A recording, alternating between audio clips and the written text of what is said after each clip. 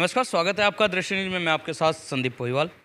जैसे कि दोस्तों आपको पता है कि हम समय समय पे आपकी मुलाकात करवाते रहते हैं। आज भी हम मुलाकात करवाने जा रहे हैं फिर से एक बार संजीव वर्मा एडवोकेट जी से। पिछली बार हमने इंटरव्यू लिया था, इन्होंने कहा था कि जनता का मन चाहेगा तो मैं मेरे पद की तैयारी करूँगा, लेकिन शायद अब लगता है कि जनता के साथ साथ इनका भी मन चाह गया है, तभी जगह जगह होल्डिंग और बैनर लग चुके हैं, यानी कि पूरी कमर कस के मैदान में उतर चुके हैं। नमस्कार संजीव वर्मा जी। नमस्कार, धन्यवाद आपका। संजीव वर्मा जी, कमर कस चुके हैं? कमर कसने वाली तो कोई बात नहीं, पर हाँ, चुनाव की तैयारी मैंने शुरू कर दी है और मैं लड़ूंगा, अवश्य लड़ूंगा। अच्छा, जैसे कि आप राजनीति के नहीं हो, राजनीति में बहुत सारे उतार चढ़ाव आते हैं, बहुत सारे पहलू होते हैं और बहुत सारी राजनीतिक गणित लगाई जाती है, तो ऐसे में उस राजनीतिक गणित को पछाड़ते हुए कैसे आगे निकलेंगे आप? नहीं, राजनीति में गणित तो वो लोग लगाते हैं जिन्हें कुछ करना नहीं होता और चंद दिनों के लिए आके लोगों के बीच में हाथ जोड़कर पागल बनाकर वोट लेकर अपनी कुर्सी पर बैठ जाते हैं। तो मैं राजनीतिक तो नहीं बनना चाहूँगा, मैं जैसा हूँ अपने इसी हाल में खुश हूँ और यदि मैं सही हूँगा तो जनता मुझे आशीर्वाद जरूर देगी। जनता तो आशीर्वाद दे देगी, क्योंकि आप पहले भी सुर्खियों में बने रहे हैं। एडवोकेट के नाते आपने बहुत सारे ऐसे मुद्दे उठाए हुए हैं जो कि बहुत कठिन है। देखा जाए नेता भी उन मुद्दों को उठाते हुए डरते हैं, लेकिन आपने उठा रखे हैं, तो क्या आपके अंदर डर खौफ नाम की चीज़ नहीं है? नहीं, मैं एक फौजी आदमी रह चुका हूँ, तो डर खौफ क्या। फौज में भी कोई 24 घंटे की तनख्वाह इसीलिए मिलती है कि कोई गारंटी नहीं कि कब मौत आ जा। वो मरने के लिए सैलरी मिलती थी वहाँ पे, कब किसकी गोली लगेगी हम लोगों को नहीं पता होता था। तो ऐसे ही यहाँ है, तो इसमें डरना किससे क्या, जो गलत करेगा उससे लड़ूंगा, सिर्फ मेरे तक शिकायत आ जा। फ़िलहाल भी 4 लड़ाई चल रही है, एक लगभग में कंप्लीट हो गई है जो फर्जी 420 वाले थे। एक सरकारी पैसा जो खपाया जा रहा है नाजायज़, जैसे वृद्धा पेंशन में, उसमें वो लड़ाई चल रही है। अगर जो ईश्वर ने साथ दिया और पुलिस ने ईमानदारी से काम किया है, जांच कमेटी जो बैठी हुई है एसडीएम महोदय के द्वारा बैठाई गई है, एक विकास भवन से बैठी हुई है, अगर जो ये दोनों कमेटी ईमानदारी से काम करेंगी तो शायद मुझे दूसरी सफलता भी आपको खुशखबरी जल्दी मिलने वाली है। एक सफलता मिल चुकी है 420 की, क्या वो सफलता मिली है? क्या वो केस था, क्या मैटर था? वो विधायक जी के कुछ आदमी थे, विधायक जी के द्वारा फर्जी बैनामे कराए गए थे, तो उसमें अनीस एंड कंपनी जो गैंग था वो जेल जा चुका है। और उन्होंने सोचा एक आदमी जो मेरा खास आदमी था जिसके द्वारा मैंने उस गैंग को, पुलिस को पकड़वाया, उसको भी जानबूझ के जेल में भेजा गया था, लेकिन वो दोबारा बाहर आ चुका है। और जब बाहर आ चुका है तो मैं जो कमी रह गई है उसे पूरी कर दूंगा, मजबूर कर दूंगा। पुलिस उन्हें पकड़ के अंदर भेजे, विधायक जी चाहे जितने चिल्लाते रहे, कोई मेरे पे कोई फ़र्क नहीं पड़ता। कानून कानून है और कानून का आज नहीं तो कल सज़ा ज़रूर मिलेगी। दूसरा मैटर आपने बताया है कि सरकारी पैसों का खुर्द-बुर्द, यानी कि वृद्धा पेंशन का घोटाला, वो क्या पूरा मामला है? किस तरीके से वो आपके पास आया और क्यों आपने ही इस मुद्दे को उठाया? क्योंकि मुद्दा उठाने के लिए नेता भी बहुत सारे हैं। नहीं, नेता तो इसलिए नहीं ठाने के कि वो भी इसमें बंदर बाट में शामिल है, वे खुद गड़बड़ कर रहे हैं और जो गड़बड़ कर रहा है वो उन्हीं के आदमी हैं, बीजेपी के ही नेताओं के आदमी हैं, उनके सिर पर हाथ है, गॉडफादर हैं वे लोग। तो वे सोच रहे थे कि कुछ खुलने का नहीं। रही बात मुद्दा, वो सचिन प्रधान का मुद्दा है और वो शायद कभी ज़िंदगी में हारता भी ना बेल्डा गाँव से, क्योंकि उसने 2000-3000 वोट को पक्का कर रखा है। 510 आदमियों को फर्जी पेंशन द्वारा है और 200 को विकलांग पेंशन द्वारा है। झोड़ पे मकान बनवा दिए थे और 2100 बीघा जो ग्राम पंचायत की ज़मीन है वो आज तक गायब है। जिसके पास में 1 बीघे ज़मीन थी उसने उसको 10-12 बीघा करवा रखा है, सब उसके आदमी हैं। पैसे ज़्यादा थे तो कोतवाली सिविल लाइन भी वही चला रहा है। अब तक कम से कम 20 मुकदमे में तो उसके खिलाफ जो लिखे गए एफआईआर लगा दी कोतवाली ने। जो वो चाहता है वो करता है। कम से कम मेरे डर की वजह से उसे खुद मजबूर होकर एक परिवार रजिस्टर की नकल वाला रजिस्टर गायब करवाया और ख़ुद उनने चोरी की एफआईआर करी। अब वो पुलिस की वो है कि देखते हैं क्या जांच करती है।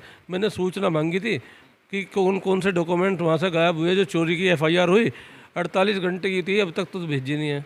अब वो इंस्पेक्टर साहब के हाथ में है। सकलानी जी अपने आप को बड़ा ईमानदार कहते हैं, देखते हैं अगर जो ईमानदार हैं तो हम लोग अधिवक्ता हैं। आप चोरी की बात कर रहे हैं कि परिवार रजिस्ट्री चोरी हुई है। अगर जो चोरी होती है, चोर होते हैं तो सामान तो सारा ही ले जाते हैं। और जैसे कि मामला हमारे भी संज्ञान में आया था, मीडिया के संज्ञान में भी आया था कि ताला टूटा था पंचायत घर का, तो सामान तो सारा ही चोरी हुआ होगा ना।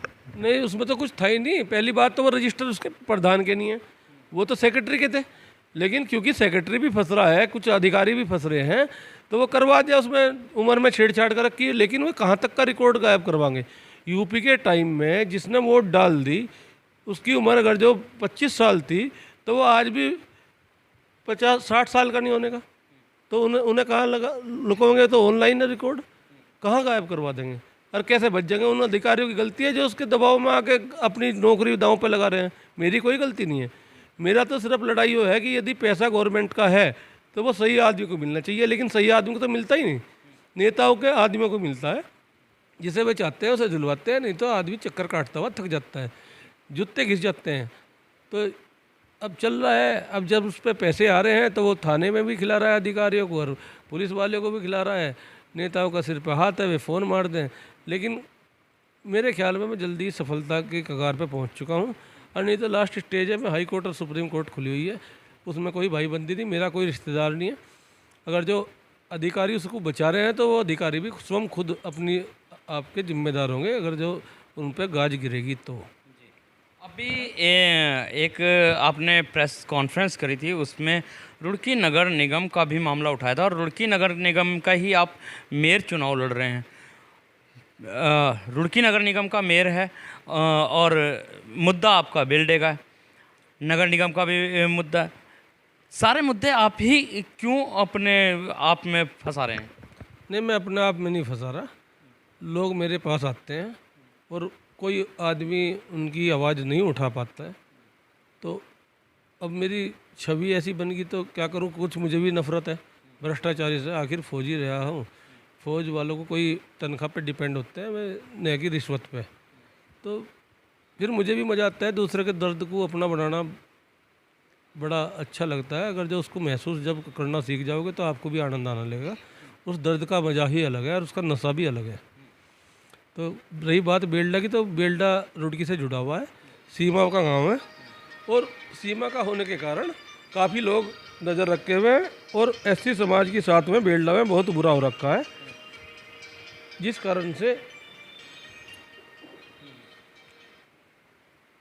सबकी नज़र मेरे ऊपर है कि मैं कहीं बिक ना जाऊं।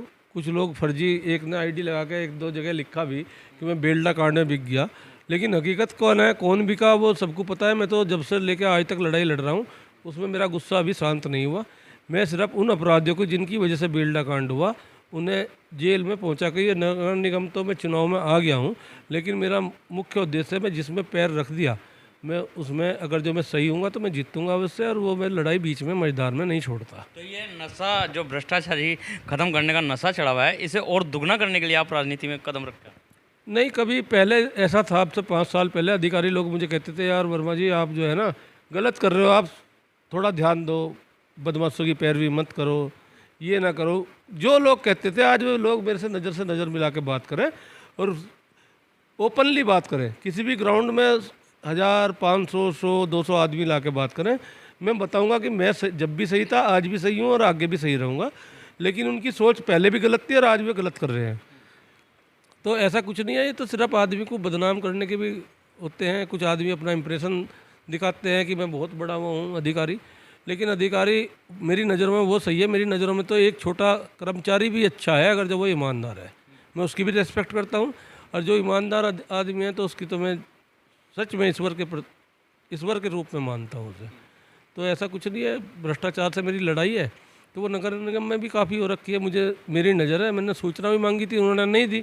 अरे आज नहीं दी तो कल, अरे ईश्वर ने अगर जब मैं आ गया तो फिर तो मुझे सब पता लग ही जाएगा। वैसा काफ़ी नॉलेज है और मेरी इच्छा भी है कि मैं इस उदाहरण बनूं, क्योंकि इस शहर ने मुझे बहुत कुछ दिया है। लोग पहले मुझे कहते थे कि वर्मा बदमाशों की पैरवी करता है, बदमाशों का वकील है। शरीफ आदमी मेरे पास अपने अगर जो उनकी कोई प्रॉब्लम होती थी आते हुए भी डरते थे, अब से 5 साल पहले। लेकिन आज ऐसा नहीं है, ऐसी कोई वो नहीं है घटना कि अगर जो कुछ हुई तो मुझे याद ना करा जा या मैं उसमें शामिल ना हूँ। बस सिर्फ ये है कि मेरा मन जो सही है मैं उसकी तरफ से खड़ा हूँ। अभी अगर जो हम बात करते हैं, आप जैसे मेयर पद के प्रत्याशी बने हैं और चुनाव में पूरी शिद्दत से खड़े हो गए हैं। अब मुद्दों की बात करें जाए कि जितने भी नेता हैं, जितने भी प्रत्याशी हैं, सारे रुड़की के मुद्दों पर चुनाव लड़ रहे हैं। आपके पास ऐसे क्या मुद्दे हैं जिस पर आप वोट मांगेंगे? मुद्दे मेरे पास बहुत हैं, लेकिन मैं सोच रहा था कि और कैंडिडेट भी आ जाएं, पता लग जाए कि वे क्या क्या कह रहे हैं, क्योंकि मैं जब कह दूँगा तो वो मेरी बात को रिपीट करेंगे, हम ये करेंगे, आसमान से तारे तोड़ लाएंगे। तो वो अभी कोई आ नहीं रहा और आप लोग मेरे से पूछते हो और मेरे से रुका नहीं जाता, मैं बता ही देता हूँ। लेकिन आज एक मुद्दा और बता रहा हूँ। यहाँ पीठ बढ़ती है, जिसका ठेका एक मुजफ्फरनगर के ठेकेदार को दे रखा था, उसने कुछ लोगों को जो दबंग हैं उनको दे दिया। वो 100-150 रुपये की रसीद, वो बेचारे बुधवार वाले दिन जो पीठ बढ़ती है वो रसीद के मेरे ख्याल में 700 रुपये की कट रही है। वो हज़ारों दुकानदार हैं, यानी कि एक दिन की रसीद जो है बुधवार की 700 रुपये की है एक दुकानदार की। अच्छा। लेकिन मैं उन दुकानदारों से वादा करता हूँ और कोशिश करूँगा कि वास्तव में ही, क्योंकि वो कमाएंगे क्या जब 700 रुपये तो ले लिए नगर निगम ठेकेदार ने। नगर निगम में 150 रुपये या 100 रुपये ही गए, वो ठेकेदार की कमाई होगी। अपने आदमी को पैसा कमाने वाली पॉलिसी थी वो, और उसमें मैं जो हूँ शायद सबसे पहले उन्हीं का बारे में सोचूंगा और उन्हीं को जो वास्तविकता में रसीद कटी है 10-20 रुपये बढ़ा के वो कटेगी, उससे ऊपर नहीं कटने की। वो भी इसलिए कि जो कर्मचारी वहाँ बैठ के उनकी रसीद काटेगा उसकी सैलरी निकल जाए। संजीव वर्मा जी, खाली रसीद का ही मुद्दा आपके पास। अभी अगर जो हाल ही में देख लिया जाए, रुड़की की सड़कों की हालत बहुत ज़्यादा खस्ता है। जगह जगह गड्ढे हो रखे हैं, नालियों की सफाई नहीं है, बरसात भी है कि एक रुड़की जो हमारा एक मानी जाती थी कि उत्तराखंड ही नहीं बाहर से भी आने वाले रुड़की को बोलते थे छोटा शहर है और सुंदर शहर है और स्वच्छ शहर है। लेकिन आज उसी रुड़की की दुर्दशा ऐसी हो रखी है कि जिस भी गली में जाओ, मोहल्ले में जाओ या बाज़ार में जाओ, सड़कों पे गड्ढे हैं। उस पर क्या कहना है आपका? देखो, गड्ढे हैं, मुझे खुद पता है इस बात का। और मेरे बहनों ही थे यहाँ, उनकी डेथ जो है गड्ढे के कारण ही स्कूटर से गिर के हुई थी, सिविल लाइन में। वो भी सबसे अच्छा लोकेशन सिविल लाइन मानी जाती है रुड़की की। वहाँ पे जब वे गिरे तो उनके एक कंकड़ लगी कनपट्टी पे और उनकी डेथ हुई थी। मैं उस चीज़ को भूला नहीं हूँ, आज काफ़ी साल हो गए हैं। और मेरी कोशिश रहेगी कि जो भी होगा वो ठेकेदारों के ऊपर भी डिपेंड है। जब मैं खुद कमीशन ले लेगा तो ठेकेदार भी मेरे से दुगना कमावेगा और फिर पार्षदों को भी चाहिए, तो वो 1 रुपये का 50% भी मुश्किल से खर्च नहीं होता है। लेकिन मैं कमिटमेंट करता हूँ पब्लिक से कि मैं कोई कमीशन नहीं खाने का। रही बात ये, जो काम करेगा उसे कुछ कमाई ज़रूर चाहिए, लेकिन वो ऐसा नहीं होने का कि वो 50% हो। जितना अच्छे से अच्छा सामान लगेगा, जो शर्त लिखी जाएंगी वो लगेगा, चाहे मुझे खुद चेक करना पड़े या किसी इंजीनियर को, मुझे एक प्राइवेट टीम लगानी पड़े। मैं वो सड़कें जो बनेंगी वो मेरे सामने तो टूटने की नहीं भाई, ये मेरा अपने आप से कमिटमेंट है और मैं पब्लिक को करके दिखाऊंगा। रही बात शहर की सफाई की, तो जो फर्जी सफाई दिखा दे और पैसे खा जा, वो फर्जी नहीं होने की। जहाँ भी सफाई होगी उसकी वीडियोग्राफी होगी और पब्लिक को दिखाई जाएगी, लाइव भी दिखाई जाएगी। ये मेरी तरफ से है कि पब्लिक फिर मुझे याद करे और कहे कि हाँ ऐसा हुआ, और जो मेरे बाद कभी कोई आए तो उसको भी एक सबक मिले और कि ऐसा करना चाहिए। तो बहुत बहुत धन्यवाद हमारे साथ जुड़ने के लिए। ये थे हमारे साथ एडवोकेट संजीव वर्मा, जिन्होंने कहा है कि अगर जो मैं नगर निगम मेयर बन जाता हूँ तो मैं कमीशन नहीं खाऊंगा। काम करने वालों को पैसा चाहिए, लेकिन मैं उस काम की जांच करूंगा, तब उनके बिल पास करूंगा। और रही बात सफाई की, तो सफाई की भी वीडियोग्राफी करवा के पब्लिक को दिखाई जाएगी, एक एक काम पब्लिक को दिखाया जाएगा। तो इसी के साथ बने रहिए दृष्टि न्यूज़ में, मिलवाते रहेंगे इसी तरीके के खास शख्सों के साथ। जब तक के लिए दीजिए इजाज़त। जय हिंद, जय भारत, जय उत्तराखंड।